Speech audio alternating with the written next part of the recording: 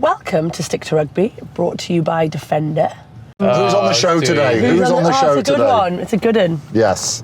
We have got former London Irish, Bath, Biarritz, England and Lions legend who's just recently retired and a good mate of Topsy's, Jonathan Joseph. Was he a good lad, Topsy? He was like kind of the new crop of academy kids that came through. So they were always feeling themselves a bit. They were always like, you know, the new kids on the block. They got a bit of swag about them. And you very quickly whip them into shape, don't you? Like, you know, we've all been there. Like, who's this young kid? He's been here 2 minutes. Too much thinks confidence. He's running the joint. So, yeah. Who was quicker? Me.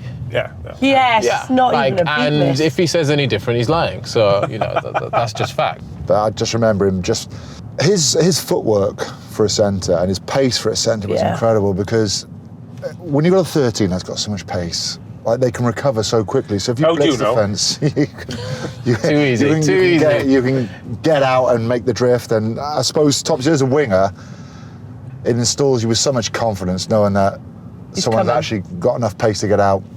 Yeah, you know the centre's got a lot of work to do, but actually you can almost give them a bit more work to do because you know that they can cover it. So, you know, defending, you say like, you stay quite close to your centres, but actually you'd be like, right, I can give Jay an extra metre or two because I know he can just cover that in no time. So he was class. I don't know if any of you guys saw, there was somebody, who did he do an interview with? It might have been with Gabby Logan, basically saying that his thing now, his social media presence, is to fact check everything that everybody says in an interview.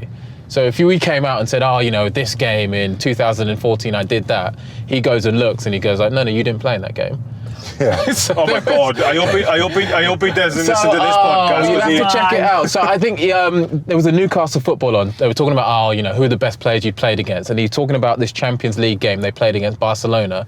He went back and looked. He's like, you didn't play in that game. Newcastle weren't in the Champions League that season. Oh my God! You're joking. He's like, Topsy, could you ask him if he can fact check Alex Gray and how many man of the matches and player of the seasons he won? Dude. So we got a question. What was the question initially? Oh, the question was about the strangest routine in a changing room you've ever witnessed by one of your teammates.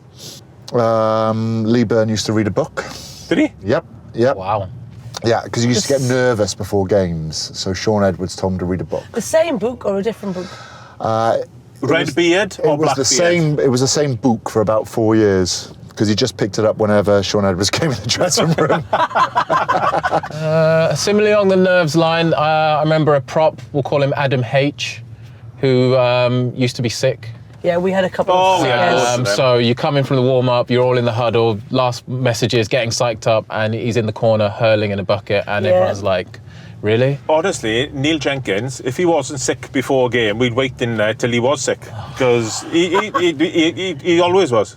I can just imagine you all waiting to go out and Neil hasn't been sick, so you Jigs, just more Jigs. Have another pasty. You can do it. You can do it. Put your fingers down your throat. He used to be sick. Colin Chavez always used to put his shirt on as we were walking down the tunnel. TV cameras. Yeah, TV cameras. Jamie Roberts always used to run out second behind the captain. Bit more TV time, bit more exposure. I always used to run out last unless I was captain. What, you so slow? Probably. I didn't think of that. Everybody went round him. Could well have been. Could well have been. I remember playing Bordeaux in France, obviously, and the toilet situation there. No. Because some French toilets and European toilets, you don't have a seat, you just have a hole. Yes. And then it's just a quad burn, and then if you lose balance... You're going in it. You're gone, and you can't get back up. We played for Wales in Treviso, and they only had a hole in the thing, and one of the boys had missed. A what? What do you mean? What do you mean? Well, he'd missed the hole. Oh. So we went in, and there was just like a curly-whirly. Oh, you hadn't even pushed it in. Yeah, God, that's the kind of stuff that comes out of my mouth, not yours. Oh, well, it's true. And go on, JJ can go fact check that.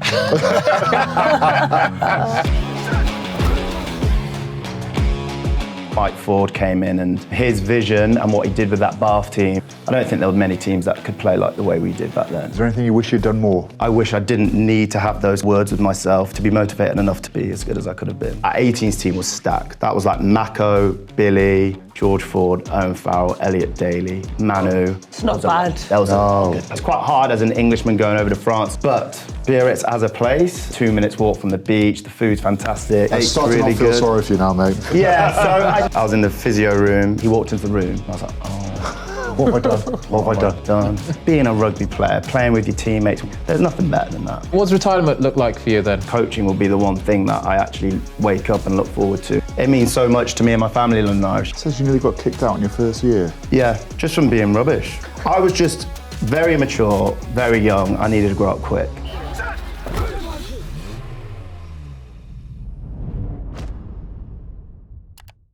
Jonathan Joseph, welcome to Stick to Rugby. Brought to you by Thank you. Now, for all our big guests, doesn't happen for everyone, we bring a local delicacy, and Ellie, lovely Ellie, has made these for us. We've got some, I think it's feta and spinach sausage rolls with some lovely seeds on top, look like some pumpkin seeds on top. And we've also got I'm not sure, it looks like a Black Forest gatto, but it does have a little bit of green on it. It's a Guinness cake. I reckon you try it. I'm gonna have one of these. But it does look particularly good. Yeah, we just have to wait sort of 5 minutes to eat our food and then we'll start.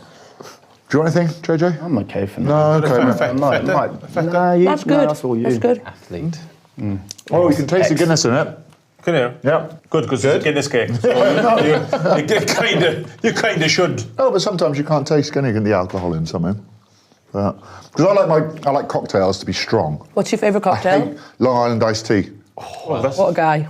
That's not a proper cocktail. That's for old ladies. No, it's not, mate. It's one of the lethalest cocktails you'll ever find. It's got loads. Got everything in it. I've got into porn star martinis.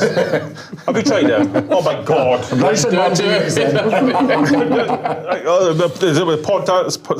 martini. I can't even say it. It's a porn star. And they put a little prosecco glass on the side as a shot. Yeah. Oh, very, very nice. JJ, welcome. And as always, before we get into it, we like to go through a little quiz or a game with our guests. This one is, I'm going to read out a statement and you have to finish it off in 1 or 2 words. As best you can. Yeah. Right, we'll give you a little bit of leeway. I wouldn't be the rugby player I am today without... My family. Player you loved watching growing up. Jason Robinson. Oh. Great. Most inspirational coach. Inspirational. Tough one. That's really hard. Yeah. Wow. Maybe who had the most impact on you as a coach when... Let's keep inspirational. I'll go Guzzy. The way he could deliver messages and get the boys going, yeah. Okay. Your sporting hero? Jason Robinson, Johnny Wilkinson. Good ones. Yeah, good one. Words that you try and live by? Honest. I like to be kind to people. I think there's a lot of people in the world that aren't very kind, and I like to give a bit back. Best friend in rugby? Anthony. Yeah, Anthony Watson. Football team you support? Loosely Liverpool. Oh! Toughest opponent you faced? Rudrada. Yeah. Oh. Yeah, unbelievable, isn't he? One match you wish you could play again? Scotland. Six Nations, 2016. Wait, to play again to make it better, or just to relive it? Yeah. Either. You scored quite a few Even tries. Wales, even that Wales game in 2015, because I hadn't been in the England setup. I'd been capped 2 years prior, sort of had a few caps here and there, but wasn't really a mainstayer. And then there was about 7 centres that got injured, so they had to pick me. So it was like do or die for me. It was like, right, if it's not now, it's never probably. Like, this is your last chance. And I was so nervous for that game. But I'd been playing really well at club, so I was like, right, you can do this.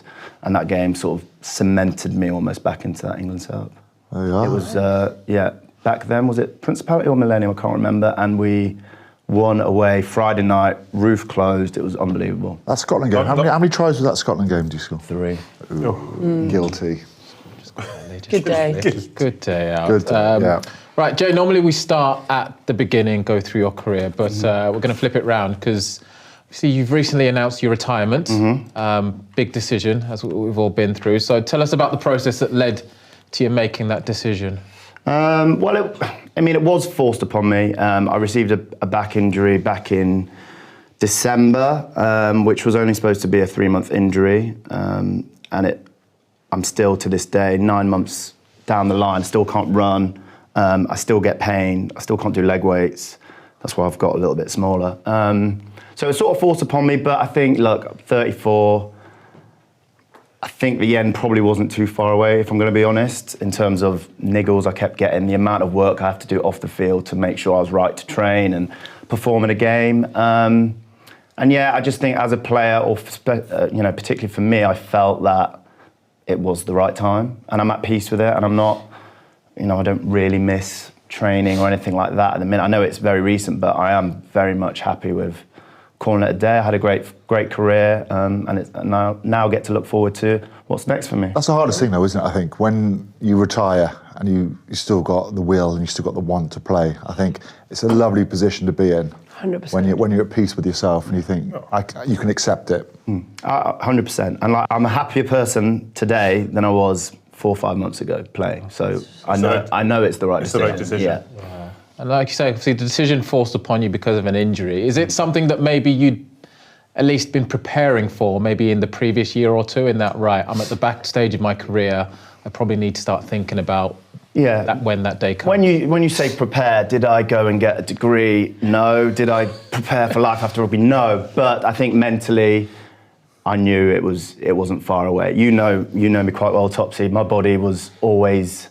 I always struggled with it, even at an early age. When I was at London Irish, there was always things that I had to do to stay on top of. And it's hard, it's taxing, like every other minute, like off the field, I'm always thinking, right, is that going to help me become a good rugby player, or is it going to make me worse? Because, if I ended up drinking or what have you, and then my Achilles was sore the next day, like there was always things in the back of my head where I was like, I can't afford to do that because my body doesn't allow it. Whereas I see some players that are still playing to this day who could be the worst professionals off the field, but will train every single session, play every single game, never get injured. I'm like, I wish I could be that person.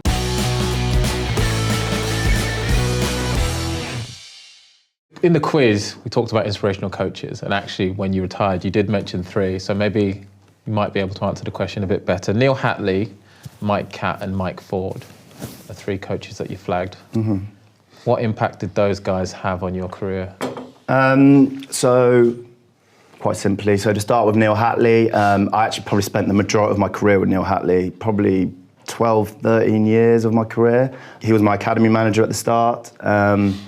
He took a little boy who didn't really know what it took to be a professional rugby player and sort of moulded me into someone who, had to go get my dreams, you know what I mean? Like I had to train that little bit harder, I had to be that more professional, I had to show up on time, I had to do all the little bits that allow you to be the player you want to be. So it's almost like a father figure almost in the academy. You need that person to,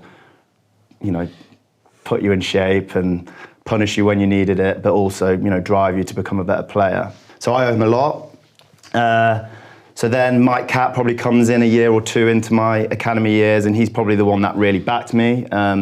Saw my talent, pushed for me to play in, the first team at London Irish, and he was great for me just to have someone that was someone I probably idolised back in the day, and saw what an amazing career he had and what kind of a coach he was, and to have his backing and support and the chats we would have together, that meant so much to me and gave me the confidence to perform with you and the boys in the team. Then I moved off to Bath, and I was probably on the cusp of that international scene. I had been capped, but I wasn't a regular. And then Mike Ford came in, and the way he saw the game, especially from an attack point of view, pushed me on massively. I mean, I had a lot of help. I had George Ford and Carl Eastman inside me, probably 2 of the best ball-playing players you'll ever come across. So my job was pretty easy, but his vision and what he did with that Bath team, particularly in 2014-15, I don't think there were many teams that could play like the way we did back then. No. I think we see now in the Premiership and across rugby, teams are attacking so much more and more confident on the ball. We probably had that, probably the only team that really had that in that 2014-15 year. And I'm gutted we didn't quite get to get the trophy in the end. But some of the rugby we played, I think, supporters and people that follow closely were just blown away. Till Bath won the title last year, that back line you just mentioned there, that was probably the best I've seen Bath attack. It was incredible. Yeah. And there's quite a lot of rugby league influence in that as well. Massive. We had Wigan come down in pre-season, and we ran against them training, and they just absolutely carved us up. Just with their running lines and their detail around their shape, and that just really opened our eyes. And obviously we had Carl, who's rugby league background, George, who's dad rugby league, so they had a massive influence on our squad. And I think the main thing was our forwards. We just upskilled our forwards so much. And back then, forwards hardly tipped the ball back then or throw it out the back. So we just added another layer to our attack, which teams really struggled to deal with back then. The forward-on-forward access, was that a lot to do in the lesson part of the coaching in the classroom? Was that on the field? Was that do as I say, or was it a conversation in and around that? Because everybody talks about 40, and they talk about how good he is. He doesn't leave a stone unturned. Was his dad exactly the same? Yeah, Mike loved rugby. He loved it. He would be like, I remember there was one time I think talking about, do we need to train today or something? I can't remember what it was. And Mike said, why would we not? It's the best thing in the world. There's nothing better than getting out on the training pitch. He loved it, and he was a proper student of the game. He would dissect every little bit of detail. Obviously his son, great player, also so into his rugby and detail and all of that. So they were obviously the main drivers of that team, but everyone, once we saw what it could do, everyone was buying into it. I was still quite young back then and a little immature, wasn't so much of a leader, but I was fully on board with it. We just had the players and the coaches to really drive that. And it's funny you say that Wigan came down and sort of changed your mindset. Is it almost you thought, well, if they can do it, we can do it? Because I remember going up to rugby league and you're running unders and overs and everything, and as a back row player going into that and giving a bit more responsibility. Did they give you that responsibility? Yeah, I think with the game, it's forever evolving, isn't it? Particularly the attack, and you've almost got to pioneer your way to where can we really achieve something great? Where are we weak? And I think that rugby league back then, the way in which you can pull defenders around with your timing, with your intent at the line, we hadn't seen it. So I don't know. It was just so good to be a part of it. It was almost so easy. The first few months we grafted with it. We repped and repped and repped and repped. Honestly, you wouldn't believe. It almost got boring. But then when the games came, it was just so easy, so easy. When you look back on your time at Bath, would you say those were some of your happiest memories? For sure. I mean, I spent 10 years there. I don't think you're going to stay at a place for that long if you don't really enjoy it. And, it's a place where, I married my wife and my daughter was born, and I've made so many amazing friends down there. So, it does hold a special place in my heart. And, see the boys do the treble last year, I was buzzing for them. I still got friends there now, and obviously there's a tiny, tiny part of you that is wish I won something, Kind of treble. Wish I won the treble. It would be quite nice, but I'm so happy. The club deserves it. When I was there, we had some great times, but we also had some really, really tough times. And I think the club deserves to be where they are. Tell you what the club does deserve, and that is a proper stand. I was going to say a stadium. And it's been approved, hasn't it? I think it has. I mean, it has, yeah. Until I see it there. I'm sure they got this has approved been when I was going playing. on. This has been going on for a fair few years now. But apparently that's That's the last part of the jigsaw for Bath, really. Yeah.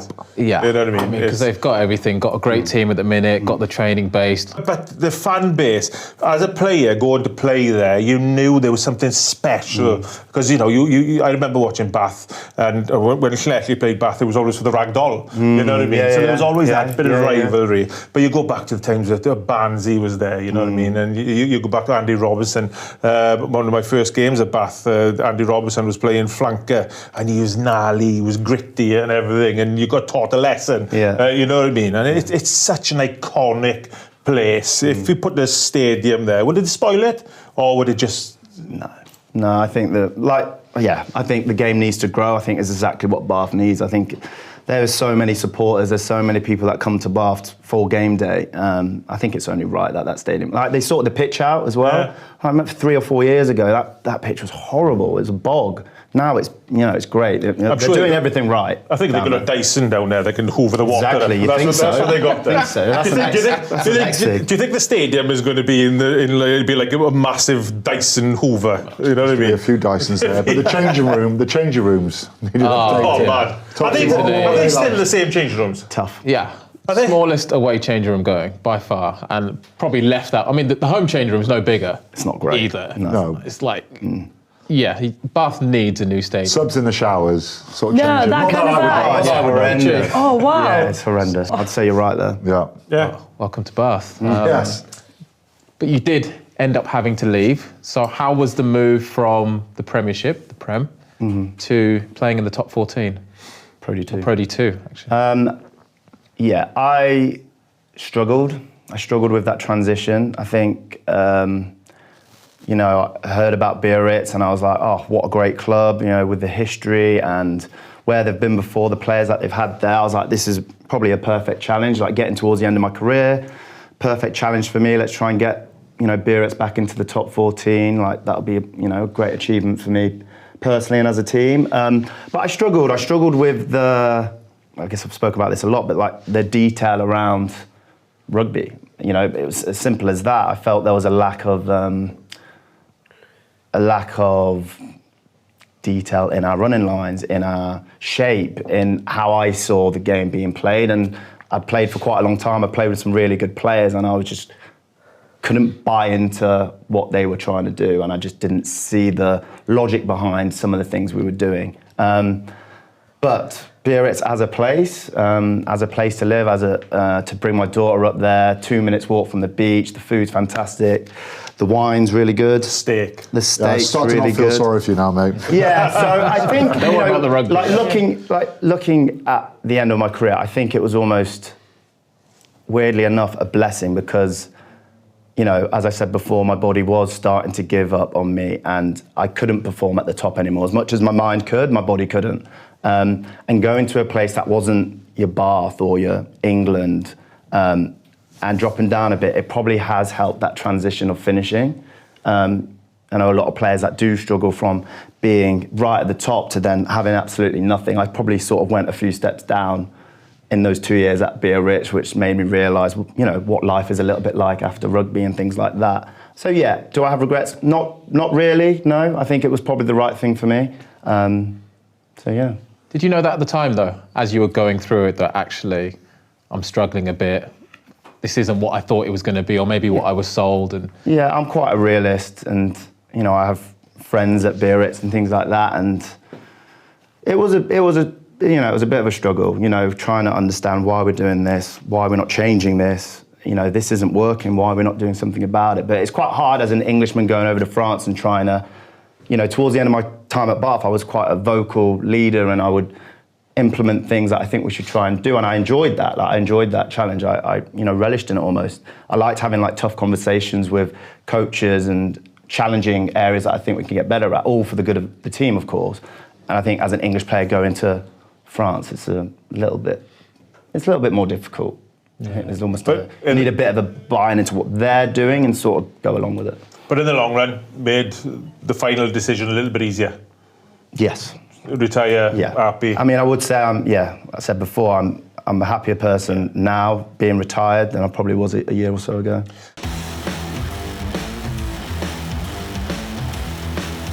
Stick to Rugby, brought to you by Defender. I want to take you right back now. Mm-hmm. Where did it start for JJ? Where did rugby start? What age did it start? I was about 9 or 10, let's say. Derby Rugby Club. My dad played, and he played on the Saturday. And I think the weekend before, he'd gone back to pick his car up on the Sunday, and saw all these kids running around. He's like, "Oh, brilliant! Let's take Jay down because I'm sure he'll relish in this." Took me down, fell in love straight away. Running around everyone, I was quite quick, and I just loved it. It just seemed really easy. It was great. And then, the rest is almost history. But from there, we moved to Newbury, fell into the London Irish catchment area, and broke into the academy. Did you play any other sports? Because a lot of professional sportsmen are good at other sports. So tennis was actually my main sport until I was about 12, 13. Yeah, I actually almost got offered to go to like a tennis academy where it would have been... David Lloyd? No, close. It would be like you'd do your studies in the morning and then it would be tennis all afternoon. Nice, yeah. Did I really love tennis? No. I miss my social life. Like tennis is a tough sport. Like you are training like in the mornings, in the afternoons after school, weekends, Saturday and Sunday. You've got no social life. And I was quite a social kid, and I think rugby for me, that especially the team aspect and being with your mates, like I loved it. I loved that side of things. And when was it, do you think, going down and being picked up by London Irish, when was the realisation that I could do this for a living? I think there's always moments throughout the career. I think when I was trialling for England 16s, I didn't quite make it. I was playing fly half back then. But who was your competitor then? Do you remember? Owen Farrell. To be honest, he did play 12. I mean, I was a 10 then, so it was like... Who were some of the other names in that? 16s, George Ford was too young at that point, but he was there in 18s. 16s, we had... Had he got a lot older by the time he got to 18 rather than 16? For some reason, it seemed to work. Okay, so 16s, we had Christian Wade. We had Owen Farrell, who was a year young. We had Alex Gray. Mako Vanapulla didn't make that team. Oh, there wasn't too many in the 16s that then made it through. But our 18s team was stacked. Yeah. That was like Mako, Billy, Alex Gray, Matt Kovacic, George Ford, Owen Farrell, Elliot Daly, Manu. Manu didn't make the 16s team either. Too big. Marcus Watson. There was. It's not bad. That was a good play. That's a big group Did you of win players. everything? I think we did. I can't remember losing in the 18s. No, I don't think we lost. Yeah. 20s we lost. We lost in the final. Oh, did it? And I didn't make the team as well. Oh. That's why then? I was sat on the sideline. So you started as a 10 then? And then when did you start to... So I Work your way out. transitioned to centre actually at Millfield. So I went to Millfield for sixth form. So Dad noticed that the 16s trial and stuff, all the good players were basically private school kids. Yeah. So he blagged me a scholarship to Millfield, and they pushed me out into the centres. And the only reason I played 10 was I was so small growing up. I went through puberty late. I was one of the smallest on the field. So I was still good, but I just wasn't big enough to be a centre. So that was the only position for me, really. But then at sixth form, I got a bit bigger, filled out a bit more, pushed me to centre. That first year, I sort of went all right at Millfield. I remember my coach, John Brimacombe, sitting me down and being like, if you want to be a rugby player, you're going to have to find another gear type thing. So he had a good sit-down chat with me. And then the following pre-season at Millfield, played in a pre-season tournament. John Fletcher, the 18s coach, was there, and I carved up. A couple months later, played in St Joe's Festival. He was there again, got player of the tournament, and then, rushed me into the England 18 squad. So I wasn't in it at that point, but then he got me in, and then I ended up playing 18s and starting and stuff. So quite lucky, to be honest. Without St Joe's Festival, potentially I wouldn't have got contracted at Irish and wouldn't be here now. So it's not luck, is it? Because your father saw something, and your father said, "Right, you need this opportunity, and you need to get down to Millfield." And Gareth Edwards, he's a big Millfield man, and a lot of good academy players go down and go through there. So for somebody to sit you down at the age of 16 and say, "Hey, you need to back your ideas up here. If you want to do this, you probably at the time you went." But looking back, that was probably a turning point then for you. Massive turning point. I've discussed this before. I've had moments like that throughout my whole career. So the exact same thing. So I react really well to those types of conversation. I had the exact same thing at London Irish with Toby Booth. I was in the physio room. I was getting a massage, and I'm an academy player. So he was the head coach at this point. He walked into the room. He's like, "Can I have the room?" to the masseuse at the time. I was like, "Oh, What have I done? What have I done?" He walked in there and he was like, "Right, Jay, there's two types of player. Tom Homer, who was brilliant back then, really laid back like you, really chilled, but when he steps onto that field, he is next level, he's unbelievable, he's great." And he described another player, I won't say his name, and he said, laid back as well, goes on the field, he's all right, not amazing. You're, at the minute, this type of player, and I need you to be more like Tom Homer. And He said, look, if it doesn't happen, then, you know, we're not sure what's going to happen. Yeah. So that first year at London Irish, I didn't really play much. I was sort of a happy to be there type of player. Had that chat following pre-season, trained so hard, like unbelievably hard, worked so hard. I think I might have beaten Topsy in the fitness test. Never. And then thankfully, Topsy got injured, I think. And I leapfrogged my friend at the time, Marcus Watson, and I actually ended up being on the bench for the doubleheader. And that again was the start of my sort of professional career at London Irish. And then I think I was top try scorer for the first 6 months. Was he Topsy? Picked up an injury. He might have been. I mean, we'll need to fact check all of this. I think I was actually one when you were the other one, weren't you? But I have been known for helping younger boys players come through. So, but I mean, what was he like, Topsy, when he came through?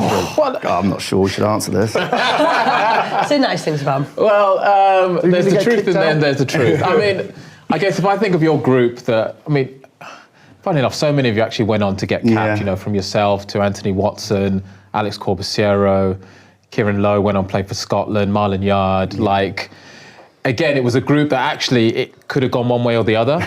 And so many mixed personalities, you know, they were like the young boys on camp, you know, oh, we're the cool kids, you know. And they came through talented, so it probably did need just a bit of steering in that right. Talent alone isn't going to get you to the next stage. And in fairness, I think all of them took it to that next stage. Like I said, I mean, that group, I mean, you were probably the group that came through the London Irish Academy and then all went down the M4 to Bath. But they all kind of ended up getting capped. And, well, ask Jay, you know, his pockets are full, so, yeah. But, yeah, they had the ability. They had the talent, and actually the good thing was that then they started to put the work in and see the rewards. Now, I guess from a club point of view, would you have loved that to have been at London Irish? Yes, absolutely. But as we know, professional sport takes you in different directions. So whether it's Irish, Bath and beyond, you know, I think to see that group come through and flourish would be, and they were a tight-knit group as well. Like, they were loud as hell, always loud. We had a good time. But you see it all the time, you know, when that young group comes through, and it's probably the essence of what makes any good squad great. You get that young core talent coming through, you supplement it with a bit of experience, a bit of something else outside the group, and you get near to where you want to get to. So Does it make you sad now where London Irish aren't? Because you talk to a lot of people who come through the London Irish, and I used to, when I played for Richmond, I used to go to London Irish, and it was the best away game you've ever played in your life. You'd play the game, and then you'd stay in the bar, and then you'd have a couple of Guinnesses, and then the music would come on, and you know, it was the best away trip ever. I know it was close to home for us to get to, but the atmosphere and the fans were absolutely incredible. It must break your hearts. It does, like. You know, I spent 6-7 years, obviously in the academy before, but 4 years of my professional contract at London Irish. They gave me my shot. Without them, I wouldn't have the career that I've got. My brother was at London Irish in the academy system, played a few years until they obviously went under. It means so much to me and my family, London Irish. You know, without them, you know, me and my brother, we wouldn't have the, you know, chance to be where we are now. Like London Irish back then, for us in the academy, I know. Like, the academy system was amazing. I think we had the best academy at London Irish. Like, the amount of effort and research. We weren't the richest club, so we had some great players in the first team, but we didn't have a massive squad back then. So they relied so heavily on the academy, which in turn gave us opportunity to train with. Not many boys trained with the first team in their first year. Like me and Marcus, we luckily got to go to Portugal? Italy, I can't remember where it was, but we got to go with the boys and train with these first team boys. And we just went from here to there so quickly, you know. Mapasua, Topsy, Dylan Armitage, Paul Hodgson, Ryan Lamb, Mike Catt, like, these are very, very, very good players. Yeah. And straight away from school to having to train and put up, you know, a bit of a fight to like be there and be able to train with them. That's what really excelled us. It was, it was a great academy system. Is it still going at age group level, London Irish, or is it? So at the moment it's disbanded. Of course, the amateur arm is still ticking on, but yeah, the professional. So where is it? Was that Sunbury or Sunbury? Yeah. Sunbury. So the plan. Amazing. Like, there's talk coming back. There is talk. The plan is for them to hopefully be back for September 26. Yeah. You know, it's sad because obviously at the point where the club went under, they just qualified for the Champions Cup. They'd actually spent money on a squad, so had a stellar squad. You know, Rob Simmons, Adam Coleman was there, and like had some really good young players: Ollie Hauser-Collins, Ben Load, Henry Arundel, and they were playing some amazing great rugby. There was a couple of games where they come back from 30 points down, didn't they? Yeah, it was always high scoring. It was amazing. Like they were like Harlequins, loose, Bristol. Like it was entertaining, brilliant. high scoring, and you know they were classic on the cusp of something where actually, you know, probably through my year, Jay's year, we built ourselves up to where we were contending. Then things started to drop off a bit, and now they were getting back to the peak where you thought, right, this club actually could start to compete domestically and in Europe. So, yeah, I think the supporter base and everybody attached to the club has everything crossed that it comes back next year. Just waiting for official news, but you know, it's as Jay touched on. So many players will have come through that club at various levels. And even now, you know, kids that were in the DPP just before the club went under will be now at different clubs flourishing, saying, actually, you know, that Irish pathway got us to where we are. I was speaking to some of the supporters, and they said, well, we've got no club now, so they go to where the old players were playing. Yeah. So if they're playing in London, they go and watch them to support the old players. And you can't say any more than that for a fan. Yeah. Sorry, Janks. No, it's fine. It's fine. I'm just reading here. It says you nearly got kicked out in your first year. Yeah, just from being rubbish, really. Like being late, just being too laid back, like too happy to be a bystander. You know, there was one time I'm quite an impressionable, but like there was one time one of these players said to me in one of like the A-League teams, he said, let's see who can touch the ball the least amount of times in this training session. Joking. I'm a kid, I'm like, that sounds fun, yeah, all right, let's try that. Like things like that, it's just like unheard of. Like what are you thinking? You know, what are you thinking at this point? I was just very immature, very young, I needed to grow up quick. So yeah, Neil Hatley does say it, like you were so close to getting chucked out that first year. And that's what you spoke about, to say, you know, these little conversations you have with coaches just inspire you. Oh yeah, it was like that. It was literally like that. I was like, right, wake up. Yeah. Like you've got such a great opportunity here. What are you doing? And thankfully, I mean, it shouldn't need to take a conversation, but thankfully I reacted well to it. How did the Bath move come? Sorry. Go. I didn't want to leave London Irish, but there was quite a lot of changes around the staff, and we lost a lot of good players. I don't know the details if we were struggling for money back then. I was still young. I didn't really know any of that kind of stuff. But I could see that as a team we weren't really challenging. We weren't in the top six. We were battling around 10th, 9th, 10th. And I think from a selfish point of view, for me and my career, I needed to make a change, I needed to make a move. I really didn't want to leave. I actually left it quite late. I remember Matt Garvey, Anthony, a few boys had already signed and done the deal, and I was sort of like just hoping, I was like, no, like this could maybe work out, but ultimately it wasn't going to. And thankfully, unfortunately, to London Irish, I had to make that move, but it was definitely the right decision at the time.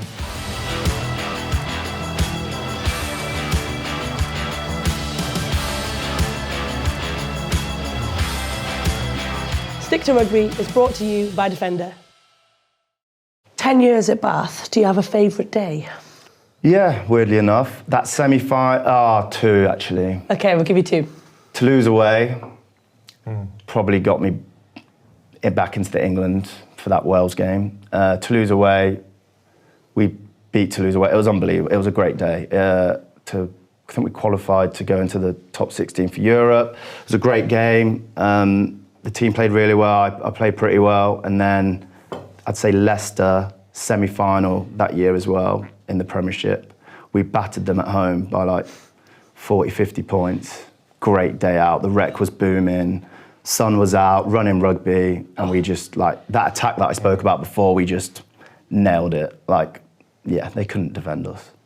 Those two were the days. Special days. Right, so Bath is where you made your name. Your favourite day, two favourite days. What about the first cap? The call? My first cap, was in South Africa. What a place to go. Oh, nice. Yeah. I was on the bench and I got a grand total of about 3 minutes off the bench. My first involvement... That's enough for South Africa. Yeah, I didn't want much more, to be honest. No, it's a scary place to go. Yeah. But yeah, I think I maybe touched the ball once. I went up for a restart, my first moment in the game. Came on, restart, right, Jay, get after this. Short kick-off, went for it, jumped probably about, it felt like 4 meters in the air to tap the ball back. Missed the ball, just landed flat on my back, like winded myself. So that was my first involvement in international rugby. Yeah, but a great memory. My dad was out there supporting me, which was fantastic. And What year was this? This was 2012. Okay. 2012, yeah. Quite a while ago. Yeah. Yeah. It's a tough place to go, isn't it? Really tough. What was the feeling like? Because a lot of people come on the pod and everybody's story is different, everybody's feelings are different. That first call-up, that first time you get a cap, what did it mean to you?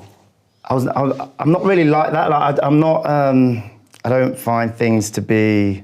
Like, I didn't swap many shirts. I don't even know where majority of my medals are or things like that. Like, I don't really hold on to things like that. Like, my memory is the thing that, that I like to keep deep down, and that's special to me. The material things aren't so much, but yeah, winning my first cap, I think mainly at that point, I was just so happy for my family who, when I was young, they drove me all across the country, me and my siblings, all across the country, sacrificed so much of their time for every single sport and event we went to. Of course, I had my goal to be an England player. Was it the be-all, end-all? No. Like, was I satisfied with just one cap? No. My ambitions was to do better and go further with it. So, yes, it was really special, but I wasn't... What are the words I'm looking for? It wasn't everything. Yeah. It wasn't everything. Did it give you a taste of what's to come, though? Did you get capped and think, yeah, I want more of this? I want more of this, yeah. I want more of this. And, yeah, it took me a little while to really achieve that. I played the rest of the tour and then played a couple games in the following summer, but not until that Wales game. That's when, again, I probably had to have another word with myself in terms of, you've got another gear to go here. I mean, 54 Test caps, 2 Rugby World Cups, 2 Six Nations. Lions. The Lions. It's not in my notes, but well done. I mean, it's a hell of a career, let's be honest, given like what you've said, some of your ups and downs are. Do you look back on it with kind of a real sense of pride? Yeah, I do. Some of those, England games and... we went, I can't remember the stats, see, I don't hold on to stats and things like that, but we went like 20, I can't remember how many games it was, unbeaten, where I was playing regularly. And it was just the best feeling, winning the Grand Slam. I know we did really bad in the 2015 World Cup, but the following summer we went to Australia and beat Australia 3-0 down there. So many amazing memories. I'm so grateful to have been given that opportunity and to have had the career that I've had. I do wish my body was a bit better and that I could have maybe got a few more, but... Yeah. That's life, and I've got no regrets. Is there anything you wish you'd done more? Or is it just a case of you wish your body... Yeah, I think everything happens for a reason. I guess the one thing I would change would to have a bit more, my body to be a little bit more robust. Yep. Perhaps I wish I didn't need to have those conversations or words with myself to be motivated enough to push myself to be as good as I could have been. Because who knows, maybe I would have 20 more caps, if in 2012 I was slightly different. But then, if you aren't who you are, exactly. You've got the pace, you've got the play, you're slightly laid back, somebody has a word to do. So those people in your life came at the right time, and then they pushed you forward. Yeah. And then you got 54 caps, which is 2 more than me, 54 more than a lot of people out there. So you got to look back at your career now, and people don't look back on their career until we say they're retired. But it's not that. It's you're newly retired. You're talking about 10 years' time, and you look back at those moments in your life, and it's not the lost moments that you look back on. It's not the wish my body was, because I tell you what, your body gave you a bloody good career. You know what I mean? Yeah. What you will look back, it'll be grateful. Oh my God, I went on a Lions tour. Oh my God, I won 2 Grand Slams. Yeah. I won 54 caps. I played for Bath. I had the most amazing experience in in London Irish, and those things should be, oh my God, it's absolutely incredible. Yeah. So if you could say to yourself as the young boy coming through, if you sat in Millfield and you now had to give yourself that little bit of advice, what would you be saying to yourself? Don't take it for granted. And there's two ways to look at that, as in, you've got an opportunity every training session, every match, like not just to perform well, but to create some amazing memories, you know? I think that's one thing, and I think every player says this, but it goes so quickly. You don't realise, like, it does go so quickly, and the end will be there, be there before you know it, and just fully invest your time into it and enjoy it, because it is going to be the best time of my life. There's no doubt. Like, I can go on to do some amazing things now, but you know, being a rugby player, playing with your teammates week in, week out, going to training, there's nothing better than that. There is absolutely nothing better. And do you know that bit of advice you've just given yourself? Is what you've done. So celebrate it. I sort of wish. Something you, I was going to say, something you share with Will as well, your younger brother. He doesn't really talk to me that much. He wants to pave his own path, which fair play to him. So is that frustrating? Is that frustrating? He wants to, but you want to go, if you do this, it's hard to pick up the phone. You know what I mean? Or is it harder watching him? Brother, isn't it? You know, I know, but it's so hard, isn't it? It is hard. It's so hard. But I guess that's part of the journey. Some people, I guess, maybe are on it and can just be let to go. Other people are like, right, okay, I can tell you this stuff, but you won't listen. It's almost when you need me, then, okay, I'm here. It's like Mrs... who's that? I'll be here when you need me, but when... oh my God, Mrs. The one who looks after the little kids. Yeah, McPhee. Mrs. McPhee. Miss McPhee. You could be like that. Nanny McPhee, that's the one. Nanny McPhee, but you're too good looking. Yeah, but hers disappears. JJ, before we let you go, we've got another quiz to round it off. It's a quick fire, so it's like an either or kind of thing. Home crowd roar or silence in the opposition crowd? Home crowd roar. Do you miss that? Yeah. I think that's the most... Yeah, I agree. Like when I've gone to Twickenham and all the rec and hearing how loud it is, you almost don't, like when you're playing, like you do hear it, but when I was actually sat in there, I was like, whoa, this is actually insane. Like, match save and tackle or match winning try? Try. Of course it is. Yeah, I'm a back. Beach resort or city break? Beach resort. Nice. Being the underdog or the favourite? Underdog. Nice. Netflix binge or read a book? Netflix binge. What are you watching? Moment, anything? Right now, I just finished watching Vikings, actually. Yeah, it's good. Yeah, I'm a bit late to it, but I started watching Vikings, but Vikings. Gym or pitch training?